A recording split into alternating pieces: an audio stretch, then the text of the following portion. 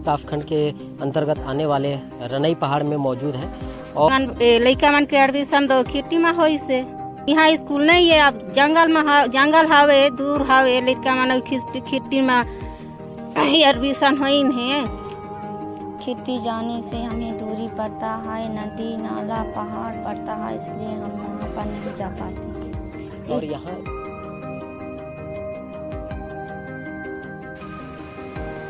कोरबा जिले के पौड़ी प्रौढ़ विकास खंड के रनई पहाड़ से एक ऐसी तस्वीर सामने आई है जो सिर्फ सिस्टम की खामियों को उजागर नहीं करती बल्कि उम्मीद की किरण भी दिखाती है। साखो ग्राम पंचायत के इस दुर्गम पहाड़ी इलाके में 52 बच्चे शिक्षा के लिए तरस रहे हैं। न स्कूल भवन है, न ही सरकारी शिक्षक है और न ही कोई पक्की सुविधा, लेकिन उम्मीद का दीप जलाया एक संस्था एस्पायर ने, जिसने निजी मकान को ही कक्षा बना डाला। इससे पहले भी पूर्व जनपद सदस्य ने बच्चों को पढ़ाने के लिए 2 शिक्षक नियुक्त किए थे। बाद में यह जानकारी जो है कलेक्टर तक पहुंची, जिन्होंने बच्चों के नामांकन साखो स्कूल में कराने के निर्देश तो दिए, लेकिन असलियत में पहाड़ से नीचे आना बच्चों के लिए किसी जंग से कम नहीं था। कलेक्टर अजीत बसंत ने हाल ही में इस क्षेत्र का दौरा कर ग्रामीणों की समस्याएं सुनी। हालांकि उन्होंने यह स्पष्ट किया कि तत्काल स्कूल भवन और सरकारी शिक्षक उपलब्ध नहीं हो सकते, लेकिन एक सामुदायिक भवन बनाने का भरोसा जरूर दिलाए। प्रशासन के निर्देश पर यह भवन बन रहा है और जल्द ही इन बच्चों को निजी मकान के बजाय पक्के भवन में पढ़ाई करने का अवसर मिलेगा। बच्चों को निस्वार्थ भाव से पढ़ा रहे धर्मेंद्र सिंह बताते हैं कि संस्था के भरोसे ही इन बच्चों की पढ़ाई चल रही है और अगर संस्था ने हाथ खींच लिया तो इनका भविष्य जो है अधर में लटक जाएगा। इधर ग्रामीण भी यही मांग कर रहे हैं कि हमारे बच्चों का चाहिए कि एक बेहतर कल, एक पक्की सड़क, एक स्थायी स्कूल और वो सारी सुविधाएं जिनसे इनका भविष्य उज्जवल हो सके।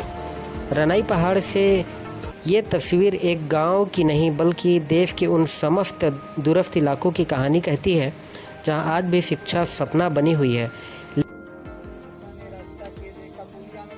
नमस्कार। एक ऐसा गांव जो आज भी शासन की मुख्य धारा से कोसों दूर है, एक ऐसा गांव जहां विकास की दरकार है। कोरबा जिला ऊर्जाधानी नगरी के नाम से जाना जाता है और लेकिन ग्रामीण परिवेश की बात करें तो यहाँ विकास से जो है कोसों दूर है यह गांव। आज हम पौड़ी विकास खंड के अंतर्गत आने वाले रनई पहाड़ में मौजूद हैं और यह साखो ग्राम पंचायत का आश्रित मोहल्ला है। साखो ग्राम पंचायत से लगभग 4 से 5 किलोमीटर की दूरी पर पहाड़ पर बसा हुआ यह रनई पहाड़ लगभग धनवार और मंझवार समाज की यह बहुताया है और यहाँ पे बच्चों का जो शिक्षा व्यवस्था है वो काफ़ी बदहाल स्थिति में है।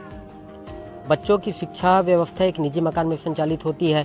इससे पहले जो एक जनप्रतिनिधि के द्वारा जो बजरंग पैकरा है, पूर्व जनपद सदस्य है, उनके द्वारा 2 शिक्षकों को निजी मकान में बच्चों की शिक्षा के लिए उनको प्रेरित किया गया, शिक्षकों द्वारा पढ़ाया गया। उसके बाद जो है एस्पायर संस्था यहाँ पे आई। एस्पायर संस्था के माध्यम से जो है बीओ कार्यालय में बच्चों की जानकारी दी गई। उसके बाद बीओ कार्यालय से जब संकुल क्षेत्र के शिक्षकों को जांच करने के आदेश दिए गए, उसके बाद जो है बच्चों को जो है नीचे जो पहाड़ के नीचे है खिरती पंचायत है, उसमें बच्चों का एडमिशन कराया गया। उसके यहाँ ग्रामीण है, ग्रामीणों से बात करेंगे कि यहाँ पे क्या क्या समस्याएं हैं, क्योंकि खिरती पंचायत से यहाँ रनई पहाड़ आते तक रोड भी नहीं है, पानी की सुविधा नहीं है। यहाँ ग्रामीण महिलाओं से बात करेंगे कि क्या क्या यहाँ पे परेशानी है। क्या नाम है अपन के? पवित्रा बाई। यहाँ समस्या क्या है? हमला पानी की समस्या है, स्कूल के समस्या है, रोड के समस्या है, हॉस्पिटल के समस्या है, आंगनबाड़ी की समस्या है।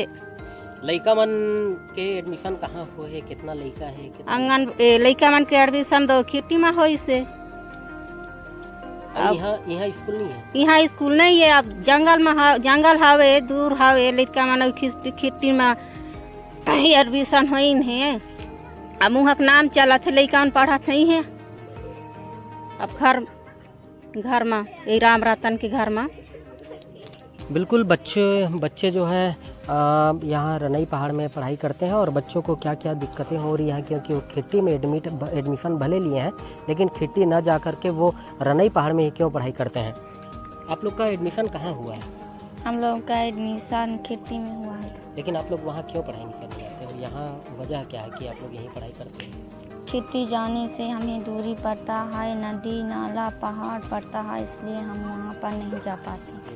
और यहाँ किन के माध्यम से पढ़ाई होता है? यहाँ पैर संस्था के माध्यम से पढ़ने का। कितने बच्चे हो आप लोग? 52। बच्चे हो।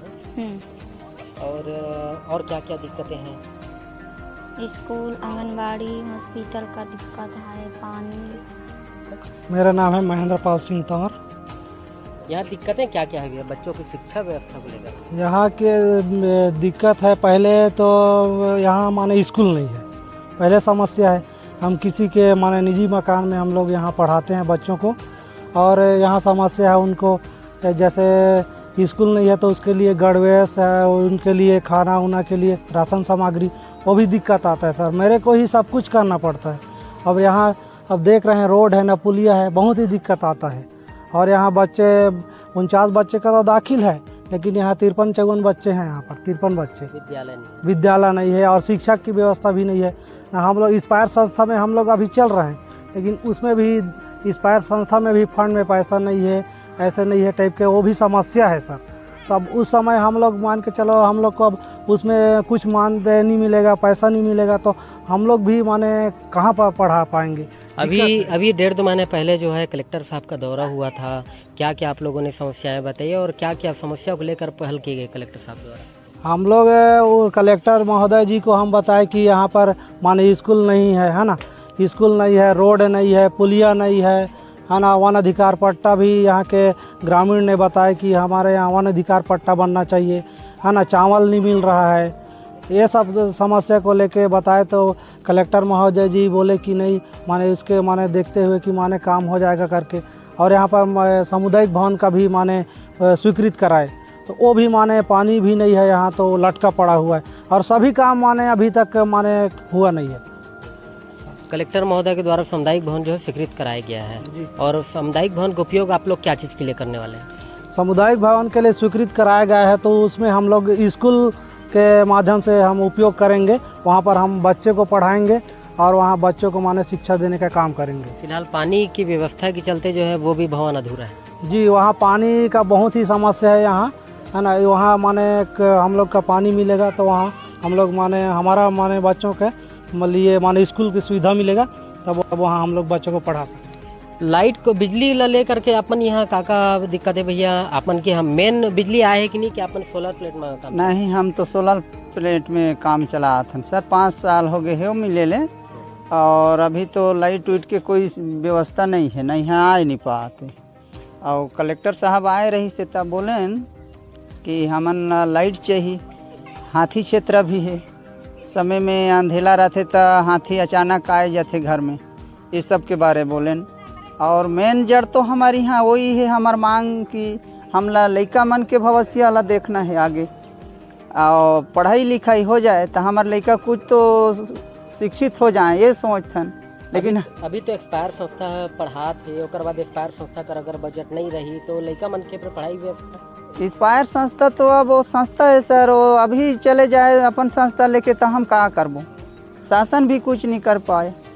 अब हमारे लड़का जिसे खेला थे उसने खेल ही, अब ओकर बारे से हमन मन बोल नहीं सकन। अब सरकारी गुरुजी रहतीन, टीचर रहतीन तो एहू मन ला कह भी सकते। अभी हमारे लड़का मन ला वो खिड़ती स्कूल में एडमिट करीन है, तो वहीं ले जो भी मन के राशन उसन दे थे, दायर चौर ओइला मतलब बने दे हन हमरे घर के मन। और मैं वार्ड 5 के पति हूँ, राम रतन धनुहार।